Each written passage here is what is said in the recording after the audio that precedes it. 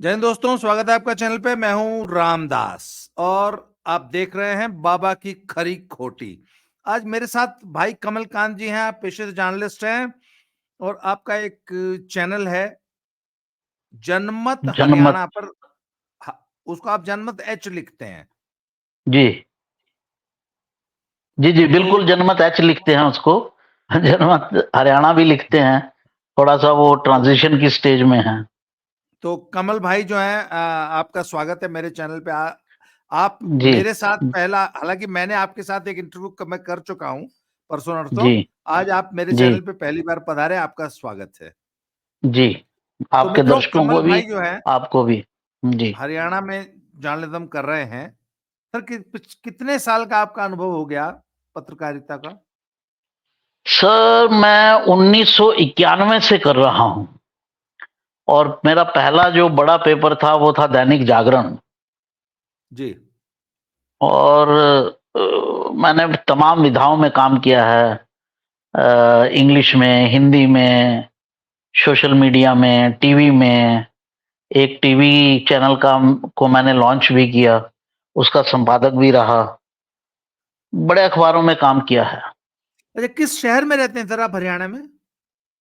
मैं तो दिल्ली में रहता हूं, लेकिन मैं मूलतः हरियाणा का हूं। जन्म कैथल में हुआ था और पढ़ाई लिखाई ज्यादा रोहतक में हुई। अच्छा, तो अभी आप दिल्ली में रह के पूरा हरियाणा कवर करते हैं पत्रकारिता में? जी जी, और नजर तो रहती है, पास का पड़ोस का राज्य है, सारी जी रिश्तेदारियां, सब लोग वही हैं। जी। अच्छा, मुझे ये बताइए सर, अभी शाम को एक खबर आई कि हरियाणा सरकार से 3 निर्दलीय विधायकों ने अपना समर्थन वापस ले लिया है। तो मैंने जी इसको कंफर्म किया फिर, तो इसीलिए मैंने आपको फोन किया था। तो आप ये मान लिया जाए कि सरकार इस समय अल्पमत में है या क्या क्या स्टेटस है हरियाणा सरकार का? नहीं, अगर एज इट इज देखेंगे तो सरकार अभी अ, अल्पमत में टेक्निकली कही जा सकती है, लेकिन अगर आप कैलकुलेशंस करेंगे तो इसमें ये परतों पर परतें हैं कई। जी। अगर आप देखिए, 90 सदस्यीय विधानसभा है, उसके अंदर 41 सीटें बीजेपी की हैं। अभी 40 है, मनोहर लाल जी ने इस्तीफा दिया और नायब सैनी जी जो हैं वो हिसार से लड़ रहे हैं। तो अभी प्रैक्टिकली 40 सीटें बीजेपी के पास हैं। 30 सीटें जो हैं वो कांग्रेस के पास हैं। और कांग्रेस को इन 3 जो निर्दलीय हैं, इन्हीं का समर्थन है। तो कांग्रेस की अपनी संख्या 33 ही बनती है। टेक्निकली 10 एमएलए जो हैं वो जेजेपी के पास हैं। हालांकि वो पूरे जेजेपी से जुड़े हुए नहीं हैं, कोई कांग्रेस की तरफ भाग रहा है, कोई बीजेपी की तरफ भाग रहा है। तो उनकी स्थिति ये है। लेकिन जब तक विधानसभा है तब तक वो टेक्निकली जेजेपी के पास हैं। तो वो अल्पमत में इस सेंस में कि क्या दोनों विधानसभा में, पहली बात तो विधानसभा का अभी अभी कॉन्फिडेंस उन्होंने लिया है। सरकार का मोशन ऑफ जो कॉन्फिडेंस होता है, नायब सिंह सैनी ने 13 मार्च को, तो 6 महीने तक आ ही नहीं सकता है। और अगर आता भी है तो क्या कांग्रेस और जेजेपी दोनों सरकार के खिलाफ खड़े होंगे? वो परिस्थिति नहीं बनती है, किसी भी कीमत पर नहीं बनती है। तो टेक्निकली तो सरकार को अल्पमत में कहा जा सकता है, लेकिन अगर हाउस के अंदर जाकर वोट डालने की बात होगी तो सरकार वहां पर गिरती हुई नहीं दिख रही है। ऐसे कॉम्बिनेशन ही नहीं बन सकते हैं कि सरकार वहां गिर जाएगी। हाँ, क्योंकि क्या पता कौन वॉकआउट कर जाए, कौन वॉकआउट कर जाए, जेजेपी कौन के जो समर्थन दे दे। हैं कौन समर्थन दे दे, यही लोग वापस आ जाएं। क्योंकि ये जो 3 लोग आज गए हैं, ये तीनों के तीनों लोगों का बैकग्राउंड जो है वो आरएसएस और बीजेपी का है। हम्म। ये सभी बीजेपी के विद्रोही थे और विद्रोही होकर जीते हैं। ऑफिशियल अच्छा। कैंडिडेट को इन्होंने हराया है। तो पुराने संपर्क हैं और अब तक ये बीजेपी को इसीलिए साथ भी दे रहे थे। बीजेपी से एक गलती ये हुई कि जब नायब सिंह सरकार बनाई, नायब सिंह सैनी की, तो जो मंत्रियों का डिस्ट्रीब्यूशन था वो उस तरह से इक्विटेबल नहीं हुआ। पहले कई जो इंडिपेंडेंट्स थे उनको मंत्रालय दिया हुआ था, इस बार एक भी नहीं दिया, तो वो नाराज हो गए। तो खर्चा पानी वाला मामला है। जैसे नौकरियों की खर्ची पर्ची थी ना, तो यहां पर भी खर्ची पर्ची का मामला है। हमारी खर्ची पर्ची बंद हो गई तो हम जा रहे हैं। तो बीजेपी के लिए खर्ची पर्ची करना कौन सा ऐसा बड़ा इश्यू है? कोई अ, वैसी स्थिति ये मुझे ये मुझे ब्लैकमेल टैक्टिक्स ज्यादा लग रही है। टैक्टिक है, ब्लैकमेल टैक्टिक ज्यादा है। और एक कारण और भी है, दो कारण, दो तीन बनते हैं। एक ये है कि आने वाला जो विधानसभा है, लोग उस पर भी नजर गड़ाए बैठे हैं। और उसमें कहीं ना कहीं हरियाणा में पॉलिटिकल सर्कल्स में ये मैसेज है, क्योंकि हरियाणा में पॉलिटिकल सर्कल भी कितना सही है और कितना सही नहीं है, इसे पहचानना बड़ा मुश्किल हो जाता है। क्योंकि जो वोकल वर्ग है वो बीजेपी के अगेंस्ट है, वो सबसे ज्यादा बोलता है। सरकार गई 2014 के बाद, जब 2019 का चुनाव था, तब भी मैं यही सुना करता था कि मनोहर लाल को कुछ आता ही नहीं है, मनोहर लाल जी को तो वो तो ऐसे ही हैं, ये सरकार तो इस बार गई तो नहीं गई, विधानसभा में भी जीती। हालांकि उस तरह के नंबर्स नहीं आए जितने नंबर्स की बात थी, पर सरकार तो वापस आ गई और कांग्रेस से ज्यादा सीटें लेकर आई। तो इस बार भी वही वोकल सेक्शन जो है, जो आप जानते भी हैं कि जाट समुदाय का जो वोकल सेक्शन है वो बढ़ चढ़कर बोलता है, हरियाणा में वही बोलता है, बाकी वर्ग नहीं बोलता है। वो कन्नी काटता है चलते हुए। आपने पिछले इंटरव्यू में मेरे साथ इस बारे में चर्चा भी की थी।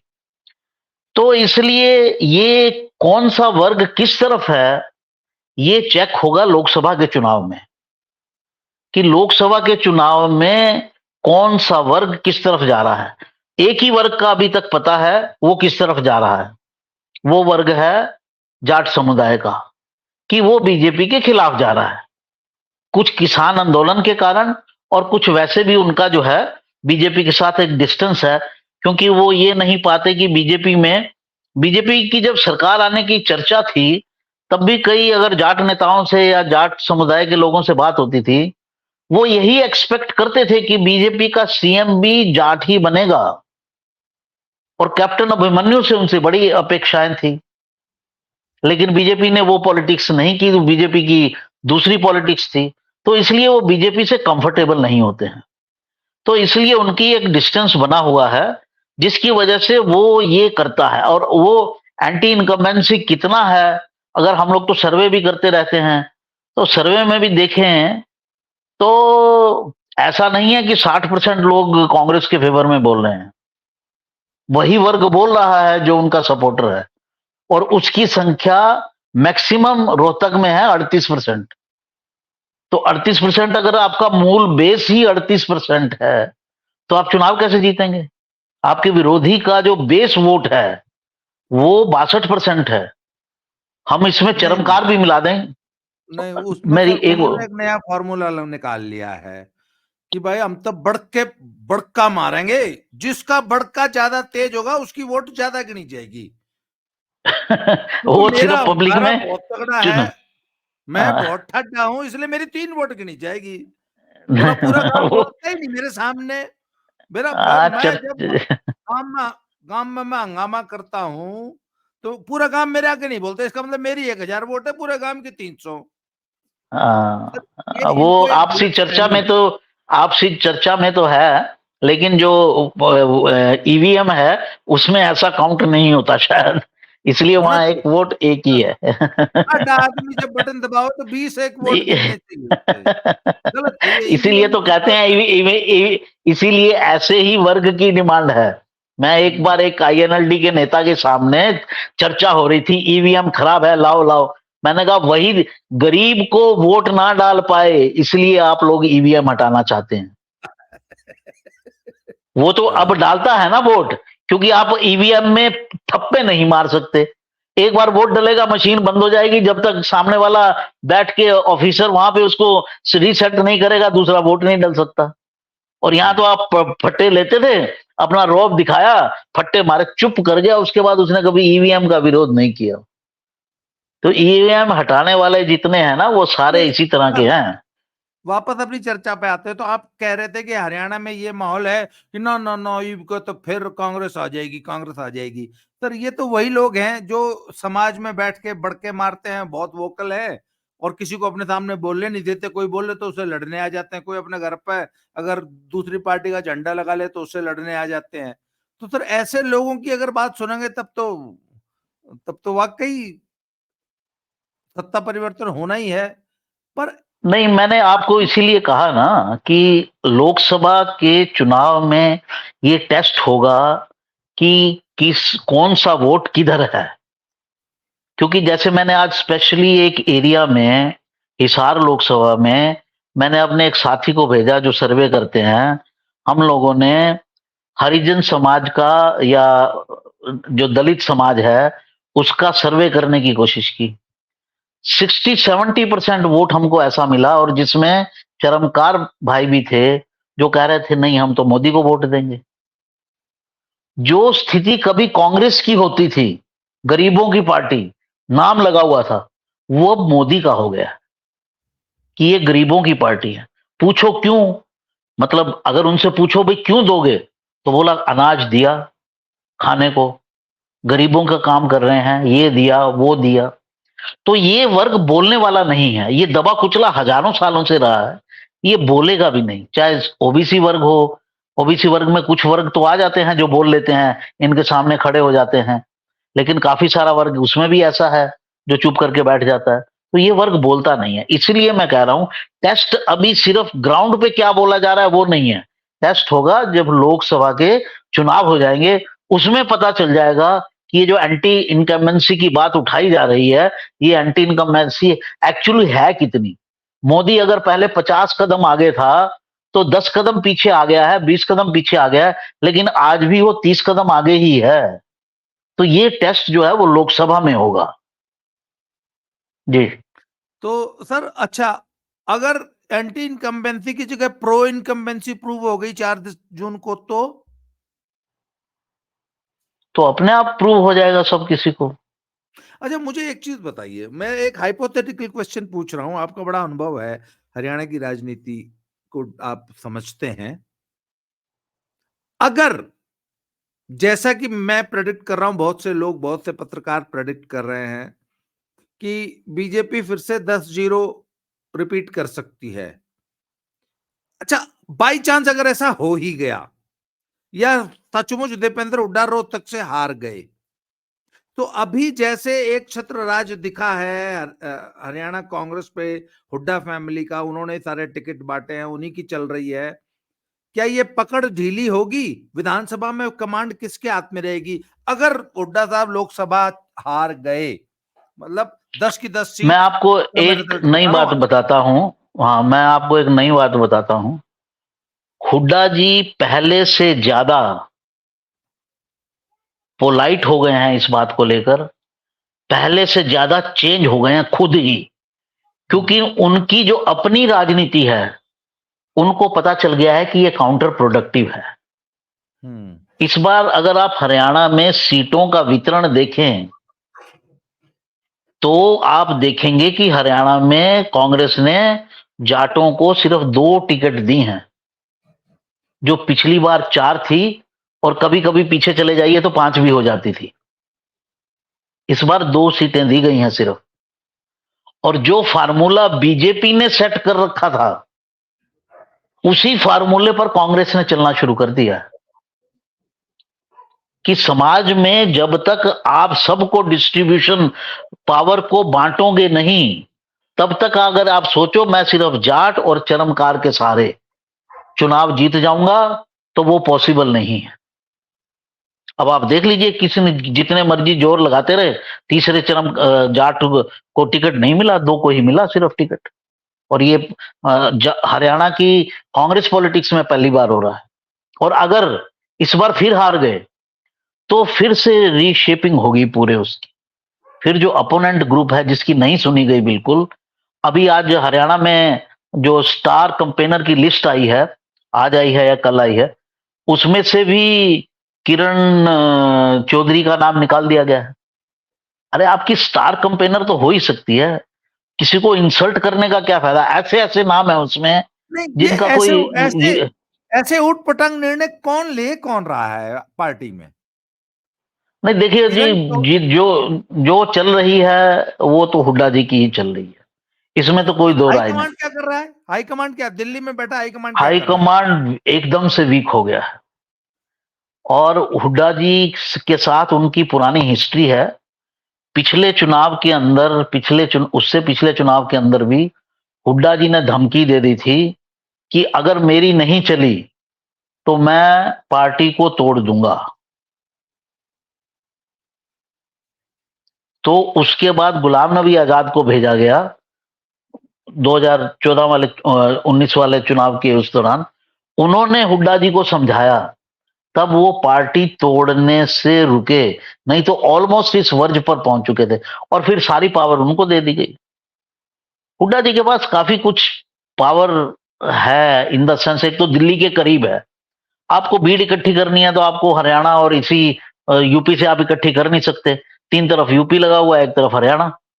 आप 400 बंदे नहीं बुला सकते। अगर राहुल गांधी की गिरफ्तारी हो जाए और इनको कोई आंदोलन करना हो तो 400 बंदे आप इकट्ठे नहीं कर पाएंगे। आपको हुड्डा जी चाहिए। रोहतक बिल्कुल लगा हुआ है, वो मैन पावर इकट्ठी करते हैं, वो रिसोर्सेज भी हैं उनके पास, अपने रिसोर्सेज को भी मैनेज करते हैं। और उन्होंने अपना एक पूरा का पूरा हर डिस्ट्रिक्ट, हर विधानसभा पे, हर लोकसभा पे अपना एक पूरा ग्रुप बनाया हुआ है। स्ट्रॉन्ग ग्रुप है वो उनके कहने पर चलता है। वो अपने आप में चीजों को मैनेज करता है, नहीं, मुझे और सेंटर मेरा उसमें सवाल कुछ नहीं कर पाता। सर, मेरा सवाल आपसे मैं दोबारा दोहरा रहा हूं कि अगर ये वाकई लोकसभा चुनाव जैसे पिछली बार 10-0 हारे थे, इस बार भी हार गए, तो भी क्या ये कब्जा बरकरार रहेगा और विधानसभा के टिकटों में भी ऐसे ही यही वितरण करेंगे टिकटों का? नहीं, आपको मुझे क्या नहीं लगता लगता है। मुझे नहीं लगता है ये। है? नहीं, निश्चित मान रूप लो से 10 बोलिए। मान लो 10-0 पे हार गए हाँ, और पार्टी ने क्या पता बोल दिया कि भाई बूढ़ा साहब इमनियों करो चालू, थारे बस की हाँ, वो कोन्या, तो चलने वाली स्थिति हो जाएगी। तो फिर ये तो फिर पार्टी फिर तोड़ देंगे। नहीं, फिर तोड़ता वो है जिसके पास ताकत होती है। अरे ना ना ना ना, अगर मेरी बात हुड्डा सुनो। नहीं, नहीं, नहीं, मेरी मैं आपको एक एग्जांपल जाट देता हूं। जाट अभी अभी एक मतदाता तो फिर भी बचेगा। रोहतक और जाट सोनीपत का, रोहतक और सोनीपत का, ये वैसे भी जाट मतदाताओं के अंदर भी अभी तक रोहतक और सोनीपत के जाटों के ही नेता माने जाते थे। इनका आधार इसलिए अब बढ़ गया है क्योंकि दुष्यंत चौटाला ने पार्टी, आईएनएलडी टूट गई। आईएनएलडी टूटने के बाद ओम प्रकाश चौटाला जी वीक हो गए, और जेजेपी जो जीती वो बीजेपी के साथ चली गई। और जाट ये पसंद नहीं करता कि उनका कोई रिप्रेजेंटेटिव बीजेपी के साथ चला जाए। वो खुलकर बोलते हैं कि हमने आपको बीजेपी के खिलाफ वोट दिया था और आप जाके बीजेपी से मिल गए। तो क्या हुआ कि वहां वैक्यूम क्रिएट हो गया।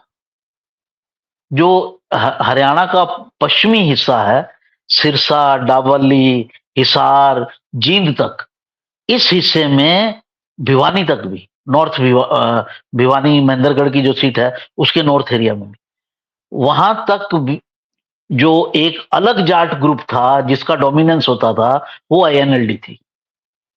वो हाँ आईएनएलडी, हाँ, हाँ हाँ जी, बिल्कुल एग्री। हाँ, वो आईएनएलडी ने जब वो स्पेस खत्म कर चला गया तो पॉलिटिक्स हेट्स वैक्यूम, आपको पता ही है। तो हुड्डा जी उन जाटों के भी नेता बन गए। नहीं तो हरियाणा में दो तरह के जाट होते हैं। एक जो रोहतक साइड के हैं, इनका, इनके पर्टिकुलर नाम है, ये पारिवारिक जाट है। मतलब यहां पर आकर एक हुड्डा फैमिली बसी और हुड्डा फैमिली का एक्सटेंशन होता गया, तो पूरा का पूरा गांव हुड्डा का गांव हो जाता है। मतलब होता है, वो नेचुरल प्रोसेस में बना। लेकिन जो पश्चिमी इलाके के जाट हैं, वो राजस्थान साइड से इधर उधर से आके बसे, तो वहां मिक्स्ड पॉपुलेशन है जाट समुदाय की। यहाँ फैमिली वो है कि ये मलिकों का गांव है, ये दलालों का गांव है, ये हुड्डा का गांव है, ऐसे होता है। इनको देशराजी कहते हैं और उनको, उनका एक दूसरा नाम है। तो वहां पर उस इलाके में जो दूसरे वाला है, वहां पर चौटाला परिवार का, देवीलाल और उसके परिवार का जोर रहता था, वो जीतते थे। देखिए, आप देवीलाल इस इलाके में आके नहीं जीत पाए।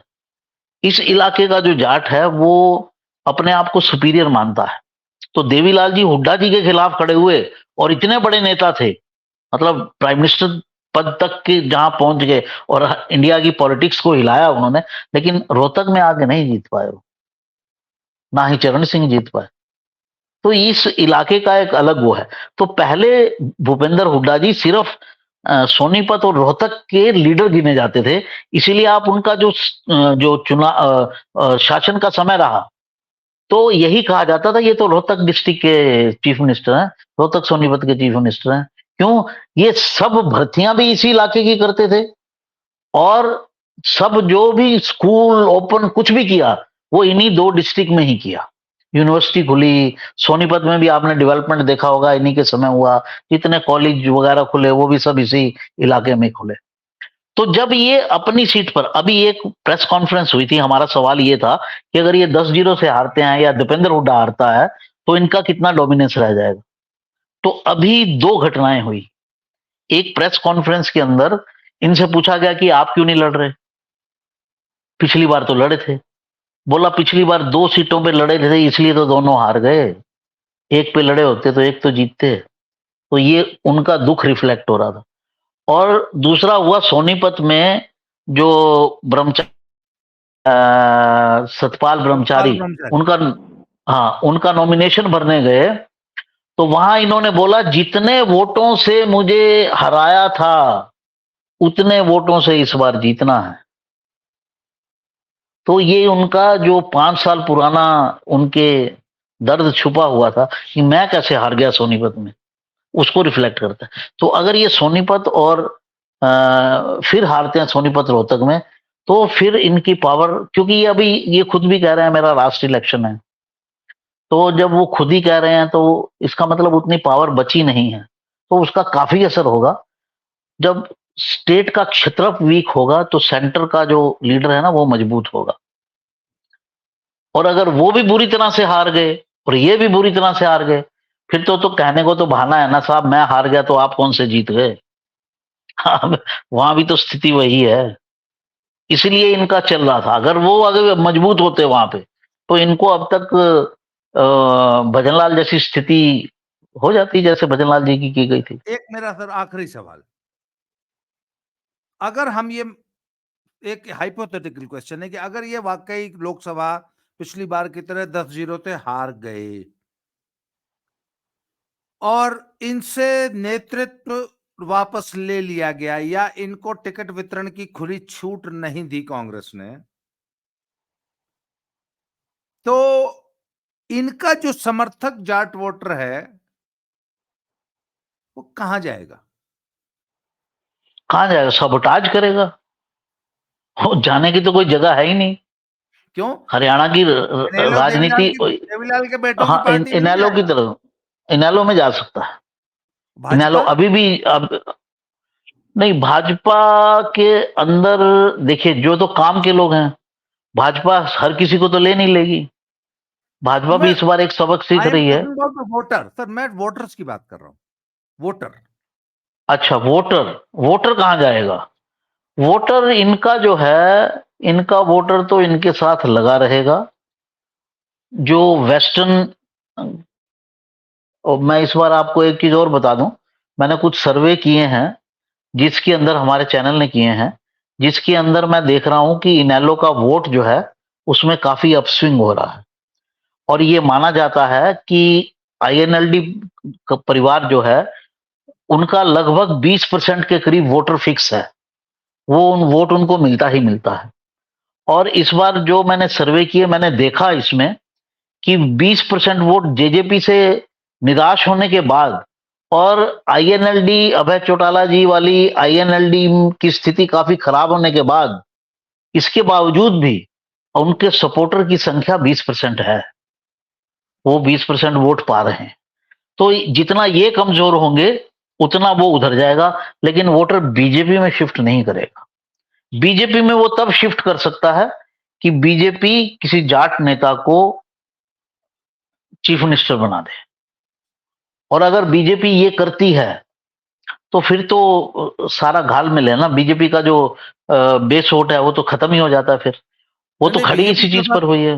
बीजेपी तो 35 जात की पॉलिटिक्स कर रही है, वो कैसे जाट जाट को सीएम बना देगी? वो तो बिल्कुल बना ही नहीं सकती, उसकी तो 35 जात हाँ, की पॉलिटिक्स खत्म हो जाएगी। उसकी 35 की पॉलिटिक्स देखो, खत्म हो जाती है। एक संभावना फिर भी बचती है, जी। अगर हुड्डा साहब बीजेपी ज्वाइन कर लें तो, जिसकी की नहीं बहुत नहीं सर, संभावना है। नहीं, हुड्डा साहब ये कर सकते हैं जो, कि अगर बीजेपी की 30 सीटें रह जाएं या 35 सीटें रह जाएं या 40 सीटें रह जाएं और कांग्रेस हंग असेंबली हो, और कांग्रेस हुड्डा जी को चीफ मिनिस्टर बनाने को तैयार ना हो, तो वो तोड़ के या किसी ऐसे सिस्टम से बीजेपी को आउटसाइड सपोर्ट दे सकते हैं। हुड्डा जी को बीजेपी एक्सेप्ट नहीं करती, ये मतलब इट इज नॉट पॉसिबल। तो बीजेपी की पॉलिटिक्स तो उसी हिसाब से खत्म हो जाती है ना। 35 जात की राजनीति कहां गई? हुड्डा जी आए, चाहे धनखड़ जी आए, चाहे अभिमन्यु जी आए, जैसे ही वो आते हैं, प्रॉब्लम एक और भी है, अब इसको बोलना अच्छा नहीं लगता, पब्लिक बुरा मान जाएगी, कि वो एक पर्टिकुलर स्टाइल से काम करते हैं। सर्व समाज का वो होके रहना ही नहीं चाहते, वो प्रॉब्लम है। मैं इससे ज्यादा नहीं बोलूंगा। तो सर्व समाज, आप अगर कोई भी आए, कैप्टन अभिमन्यु भी आए, वो भी यही काम शुरू कर देंगे, तो फिर बाकी समाज तो आपसे नाराज हो गया, तो फिर आपकी पहचान वो नहीं है। आपकी हरियाणा में पहचान यही है कि, और एक पोल बन गया है बीजेपी अब परमानेंट 10 साल में। बीजेपी का भी इतना स्ट्रांग पोल थोड़ी होता था, बस छोटी पार्टी होती थी, शहरों की पार्टी होती थी, पंजाबी लोग जो आए थे पाकिस्तान से वो इनको वोट देते थे, उसके सहारे ये खड़ी रहती थी, कभी 7 कभी 17 ऐसी सीटें आती थी, कभी 2 कभी 1। वो तो 2014 में जब मोदी जी का राइज हुआ तो हरियाणा में बीजेपी का भी राइज हुआ।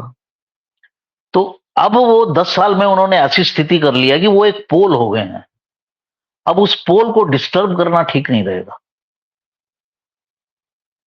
अगर आप उस पोल को डिस्टर्ब कर देंगे तो कोई ऐसा नेता जो नेचुरली ऊपर आ जाए। देखिए, मैं आपको बताता हूं, सैनी साहब के पार्टी के अध्यक्ष बनने से पहले बीजेपी वही सब करने की कोशिश कर रही थी जो आप कह रहे हैं, कि बराबर का हिस्सा जाट समाज को भी दिया जाए, जाट नेताओं को भी दिया जाए। अगर मुख्यमंत्री नॉन जाट है तो पार्टी का अध्यक्ष जो है वो जाट समुदाय से हो। ये फार्मूला भी नहीं चला, क्योंकि वहां वो डिस्टरबेंस। तो अब जो मुझे लगता है पार्टी ने क्या तय किया है। हाँ, एक सवाल है सर, पार्टी ने क्या जी, तय किया है बता दीजिए, उसके बाद मैं सवाल पूछता हूँ।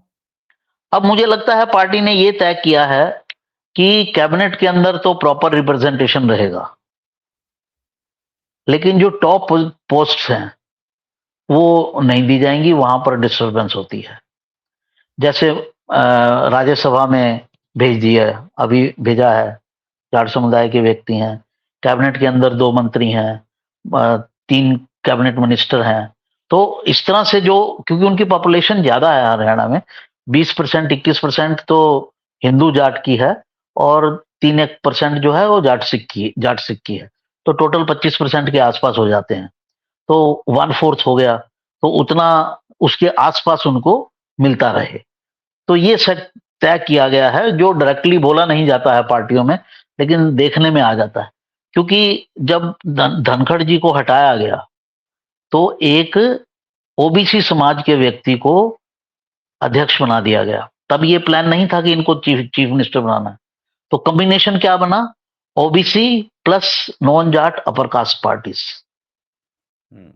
तो ये कॉम्बिनेशन बना, प्लस दलित वगैरह बाकी जो लोग तो ट्रेडिशनली रहेंगे साथ में। ये कॉम्बिनेशन, जो पहले क्या कॉम्बिनेशन था कि 50-50 कि जाट समुदाय के व्यक्ति को भी साथ लेना है, उसे भी एक अच्छी पोस्ट देनी है, और अच्छी पोस्ट जो है वो सीएम भी हो सकता है, क्योंकि ये काफी कोशिश हुई जब शुरुआत के दिन थे कि अभिमन्यु जी के द्वारा और भी जाट नेताओं के द्वारा कि सीएम हमारा आदमी क्यों नहीं बनाया जा रहा है। तब एक शायद सर्वे किया गया था, उस सर्वे करके उनको दिखाया गया कि आपकी ये स्थिति है, इसलिए नहीं बनाया जा सकता। तो अब जो मुझे लगता है कि OBC plus non Jat upper caste, ये कॉम्बिनेशन रहेगा, ये अपने आप में सफिशिएंट है चुनाव जीतने के लिए और प्रॉपर बेस देता है। और प्लस फिर आप अगर अच्छी तरह से गुड गवर्नेंस करते हैं तो समाज में और वर्ग भी जुड़ते हैं, जैसे जाटों का जो पढ़ा लिखा समुदाय है वो भी जुड़ता है। और फिर पावर है सर, पावर तो शहद है, अपने आप खींचती है लोगों को।